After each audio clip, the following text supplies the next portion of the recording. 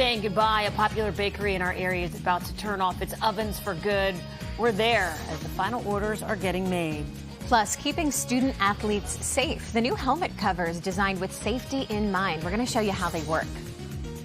And a new name for the snack that smiles back. The reason the company is making changes to Goldfish. Those stories and more on today's edition of The Lineup. It's Thursday, October 24th, 2024. Around here we call that Friday Eve. Sure do. Hi, I'm NBC 10's Erin Coleman. And I'm NBC 10's Brenna Weick. Philadelphia City Council is taking up two big issues today that will impact the future of the city. The mayor is expected to submit legislation on that new 76-place arena, and lawmakers will hold the final vote on bike safety. Katy Zachry is outside City Hall with more on what's happening today. Philadelphia City Council meeting, it begins at 10 a.m. here inside City Hall. And before that, at 8 a.m., we're expecting a large gathering of people and groups from throughout the city that oppose the 76ers arena going up in the Fashion District. That group also asking city leaders to slow down the process. Of course, for the last month, we've known specifics on that agreement between the Sixers and Mayor Sherrell Parker's administration to build a new basketball arena in the Fashion District. The Sixers are privately funding the $1.3 billion project adjacent to Chinatown. Mayor Parker says they negotiated a $50 million community benefits agreement that would support public education and the local communities most impacted by the arena going up. And in lieu of property taxes, the Sixers will pay the city an average of $6 million per year for 30 years. However, the agreement between the city and the team requires the approval of an initial package of 11 ordinances and resolutions, and that will be introduced today to City Council. Also happening today, a final vote on a bill about bike lane safety. It prohibits vehicles from stopping in any bike lanes in Philadelphia and increases the fine that drivers would face to up to $125. This legislation was introduced back in September after the death this summer of Dr. Barbara Freitas, a pediatrician at Children's Hospital of Philadelphia. She was killed while riding in a bike lane during a multi-vehicle crash.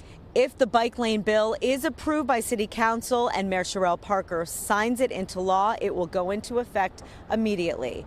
Reporting from City Hall, Katy Zachry, NBC 10 News. Crews are going to start construction on the new Haddonfield Police Department headquarters today. The ceremonial groundbreaking is scheduled for this afternoon. The headquarters will replace the Bank of America building along Walnut Street. Also happening today, the School District of Philadelphia is revealing its new fleet of school buses that use clean energy.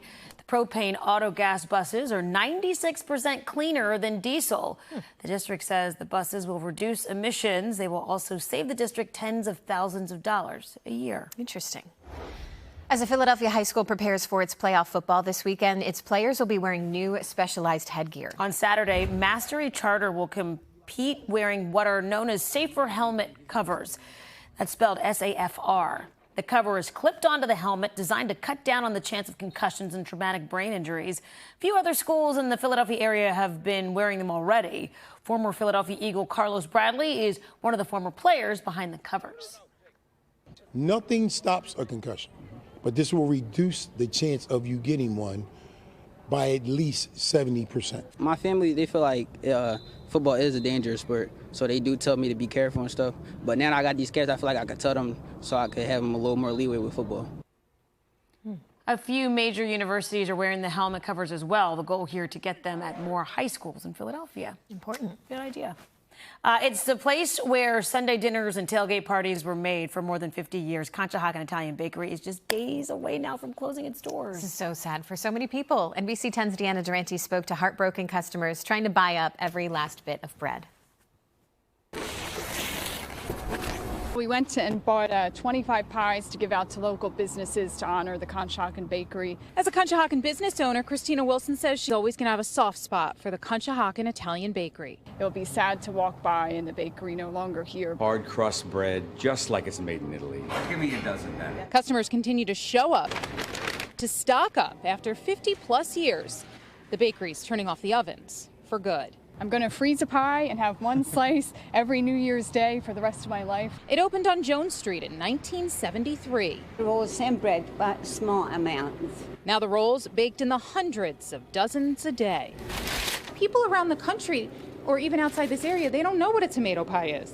No, I know that. A lot of times it's tomato pie. What is that? You know? And then you tell them it's tomato pie and it's square. Then they get the idea. They sure do. With pies featuring sports logos and legends, its baked goods have been featured by sports figures and even in Phillies commercials. All the creation of an Italian-born, self-made local baker. Did you think you'd be here this long? No.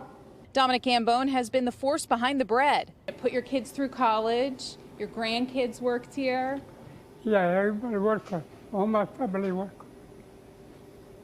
My brother, my sister. And all of them have had long days and nights. Most every holiday and 6 day a week I work, so I take 1 day off. But now it's time for Dominic and his family to take some time off, for real. That's time to retire now, right? So. Baking now for a few more days, Dominic knows none of us are ready to say goodbye. I'd like to, say thank everybody.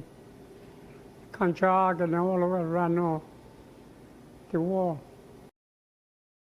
And so sadly for many, Sunday is the last day. If you're planning on coming to get those last tomato pies, ricotta cookies, or rolls, you better bet there's going to be some long lines. In Conshohocken, Deanna Durante, NBC 10 News. Oh, I'm going to get one. You need just to. Because, I'm just going to go. I'm going to swing by. Right. Good stuff.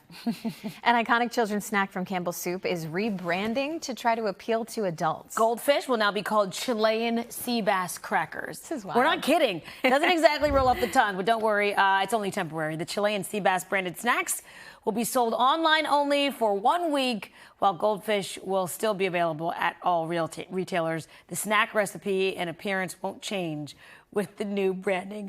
But kind of cool. They Just got the people, name. They got people talking about it, right? They got Right. us talking about Chilean sea bass crackers. Yeah, and you want a bag. I do want a bag. Just to say you Just have to one. say I have one, exactly. Be part of something. Hey, some people in New York City could soon get paid sick time for their pets. A new city council bill would let it happen. City council says it would only be covered for legal pets. Small town near San Francisco is the only place in the United States that has a similar law, but there it's just for service animals. Interesting. It is interesting. I mean, sometimes you have an emergency with your pet and you really need off. It would make sense. And you gotta go. Yeah. So maybe if you have to, you just prove it. The vet gives you a letter and you say, hey, I needed it. Yep. Yeah. All right. Well, that does it for today's edition of The Lineup.